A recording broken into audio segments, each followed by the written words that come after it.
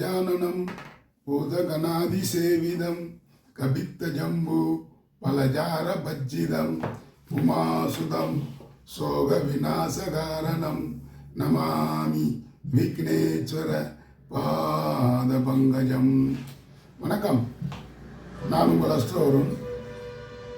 ஜாதகத்தில் 3 பிரிவாக பிரிச்சிருக்கிறாங்க. உத்தம ஜாதகம், மத்திம ஜாதகம், பாவ ஜாதகம். உத்தம ஜாதகம் என்றால் அந்த ஜாதகக்காரர் எல்லா வளங்களையும் பெற்று எல்லா யோகங்களையும் பெற்று அந்தந்த காலகட்டத்தில் அவருக்கு கிடைக்கக்கூடிய அனைத்து வசதி வாய்ப்புகளையும் பெற்று நலமாக வாழ்ந்து கொண்டிருக்கிறார்னு அர்த்தம். மத்திம ஜாதகம் என்பது உலகத்தில் பிறந்தோம், படித்தோம், கல்யாணம் பண்ணோம், பிள்ளை குட்டியை பெற்றோம், அவங்களுக்கு கல்யாணம் பண்ணி பேரம்பேத்திகள் எடுத்தோம், ஒரு மிடில் கிளாஸ் வாழ்க்கை. இது மத்திம ஜாதகம். பாவ ஜாதகம், ஏண்டா பிறந்த இந்த உலகத்தில் அப்படின்னு அந்த ஜாதகர் மனதுக்குள்ளே புழுங்கி கொண்டே இருப்பார். அடுத்தவங்களும் பார்த்தா, அச்சச்சோ அவன் பெரிய தோசைக்காரன்பா, அவனை பார்த்தாவே நம்மளுக்கு அவன் தோசை நம்மளை பிடிச்சிக்கிறோம் அப்படின்ட்டு அவன் அந்த பாதையில் வந்து அவங்க இந்த பாதையில் மறைஞ்சு போயிடுவாங்க. இப்படியாப்பட்ட ஜாதகம் அதம ஜாதகம். ஆக உத்தமம், மத்தியமம், அதமம் அப்படின்னு பிரிச்சிருக்கிறாங்க. உத்தம ஜாதகம் என்றால் அவர் எல்லா வளங்களையும் பெற்று கொண்டிருக்கிறார். அதிலேயும் யோக யுத்தமம் உத்தம ஜாதகம் என்றால் அவன் அரசனுக்கு நிகராக வாழ்ந்து கொண்டிருக்கிறான். செல்வ செழிப்பில் அப்படின்னே சொல்லிடலாம். அவனுக்கு என்னப்பா, வாழ்ந்தா அவன் மாதிரி வாழணும். அதிர்ஷ்ட தேவதை அவனிடம் அண்டி விட்டால் அப்படின்னே சொல்லிடுறாங்க. எல்லா சுகபோகங்களும் அவனுக்கு கிடைச்சிக்கிட்டே, வசதியான வாழ்க்கை இருக்குது, கிடைச்சிக்கிட்டே இருக்கு, வசதியாக வாழ்ந்துக்கிட்டு இருங்க.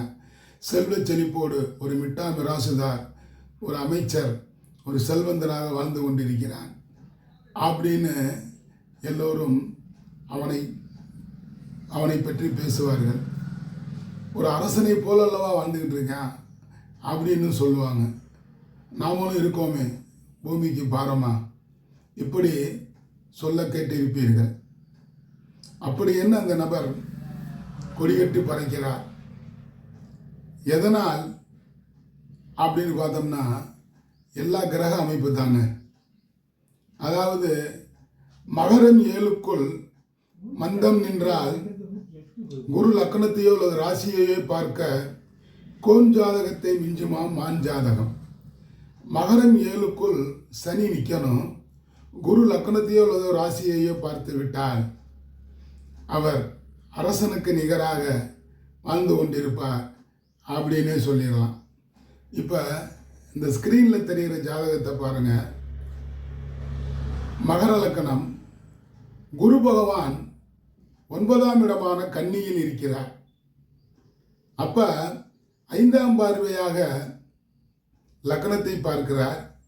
மீன ராசி, புரட்டாதி நட்சத்திரம். அப்போ குரு லக்னத்தையும் பார்க்கிறார், தனது சொந்த வீடான மீன ராசியையும் பார்க்கிறார், ராசிநாதன் சந்திரனையும் பார்க்கிறார்.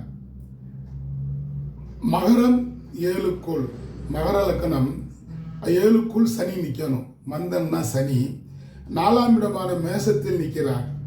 அவரும் 10ஆம் பார்வையாக லக்னத்தை பார்க்கிறார்.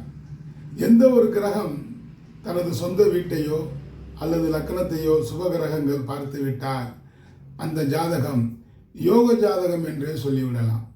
இங்கே பார்த்தீங்கன்னா மகர லக்னத்திற்கு குரு 3-12 குடையவன். அந்த குரு பகவான் 9ஆம் இடமான கன்னியிலே போய் அமர்ந்து லக்னம் மற்றும் ராசியை பார்ப்பது ஒரு சிறப்பு என்றே சொல்லிடலாம். சனியோ லக்னத்திற்கு 4ஆம் இடம், 7 ராசிக்குள்ளே சனி நிற்கணும். ஆக அதாவது மகரம் 7க்குள் மந்தன் நின்று குரு லக்னத்தையோ ராசியையோ பார்த்தால் கோன் ஜாதகத்தை மிஞ்சுமா மான் ஜாதகங்கிறாங்க. கோன் என்றால் அரசன், மான் என்றால் மானிடன். கோன் ஜாதகத்தை மிஞ்சுமா மான் ஜாதகம். குரு சந்திரனின் சாரம். குரு வந்து அஸ்த நட்சத்திர காலில் நிற்கிறார். சந்திரனும் குருவின் சாரம் புரட்டாதி நட்சத்திரத்தில் நிற்கிறார். அப்போ இருவரும் சார பரிவர்த்தனை அல்லவா பெற்று விடுகிறார்கள். சார பரிவர்த்தனை பெற்ற ஜாதகர்கள் சாதிக்க பிறந்தவர்கள். உலகத்தில் சாதித்து ஒரு நல்ல வாழ்க்கையே வாழக்கூடியவர்கள். அப்போ குருச்சந்திர யோகம் இவருக்கு கிடைச்சிருது. சனி யாருன்னு பார்த்தீங்கன்னா லக்னாதிபதி. அவர் 10ஆம் பார்வையாக மகர லக்னத்தையே பார்க்கிறார். எங்கே இருந்து? மேசத்தில் இருந்து பார்க்கிறார். மேசத்தில் நீச்சம்தான் இருந்தாலும் அவர் பார்வைப்படும் இடம் 10ஆம் இடம். லக்னத்தை 10ஆம் இடம், 10ஆம் பார்வையாக லக்னத்தை அல்லவா பார்க்கிறார். அப்போ சனி லக்னாதிபதி ஆயிற்று.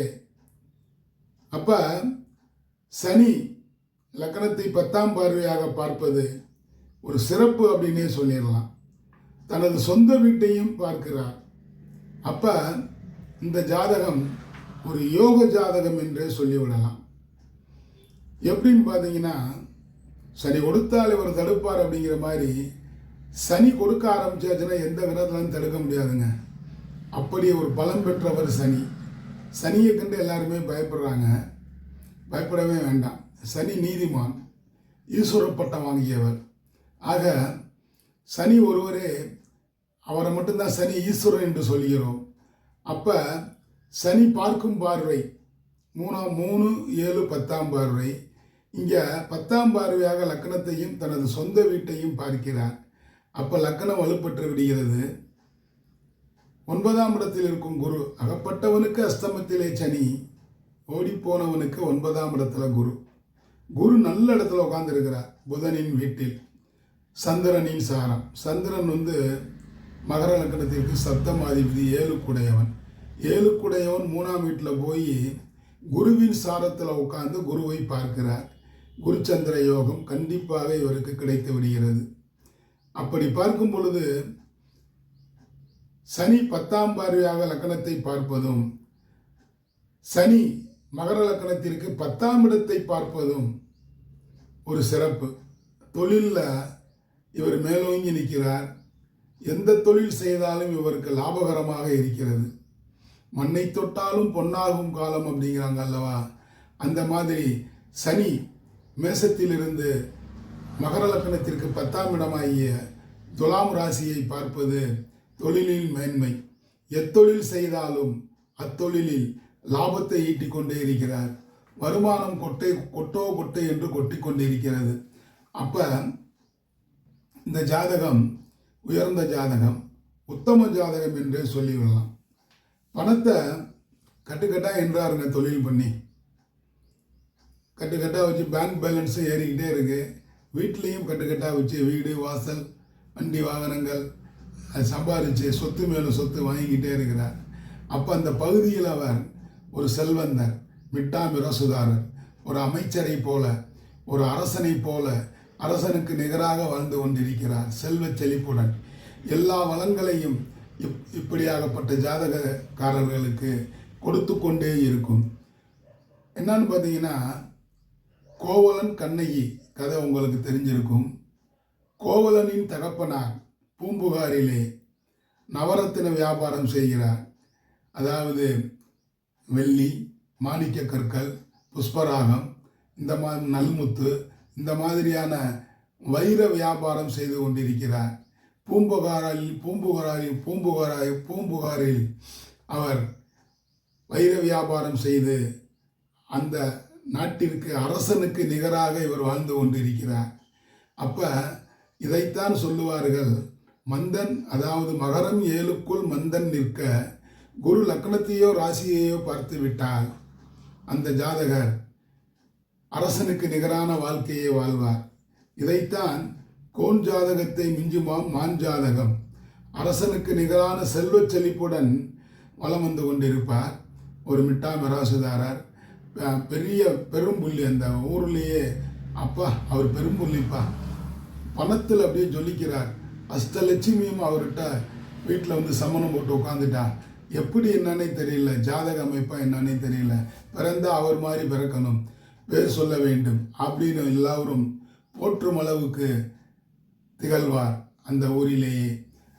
இப்படியாகப்பட்ட அமையப்பட்ட ஜாதகர்கள் அரசனுக்கு நிகராக வாழ்வார்கள். இந்த ஜாதகத்தை தான் உத்தம ஜாதகம், உயர்ந்த ஜாதகம், செல்வ செழிப்புள்ள ஜாதகம், அதிர்ஷ்ட ஜாதகம் என்று சொல்லுவார்கள். ஆக இந்த பதிவில் அரசனுக்கு நிகரான செல்வ செழிப்பை பெற வேண்டும் என்றால் ஜாதக அமைப்புகள் இந்த மாதிரியாக இருந்தால் அவர் செல்வ செழிப்புடன் வாழ்க்கையில் வசதி வாய்ப்புடன் வாழ்வார் என்று சொல்லிக்கொண்டு இந்த பதிவு உங்களுக்கு பிடிச்சிருந்தா சப்ஸ்கிரைப் பண்ணுங்கள், லைக் பண்ணுங்கள், ஷேர் பண்ணுங்கள். இதுவரையில் பெல் ஐக்கானை கிளிக் பண்ணாமல் இருந்தால் கிளிக் பண்ணுங்கள். அப்படி கிளிக் பண்ணும் பொழுது நான் பதிவிடும் அடுத்தடுத்த வீடியோக்கள் உங்களை தானாக வந்தடையும் என கூறிக்கொண்டு இந்த நாள் இனிய நாளாக இருந்ததற்கு இறைவனுக்கு நன்றி கூறி நாளைய பொழுது நல்லதாக விடியட்டும் என கூறிக்கொண்டு உங்களிடமிருந்து விடைபெறுபவர் உங்கள் அஸ்தோரும். நன்றி, வணக்கம். வாழிய வளமுடன்.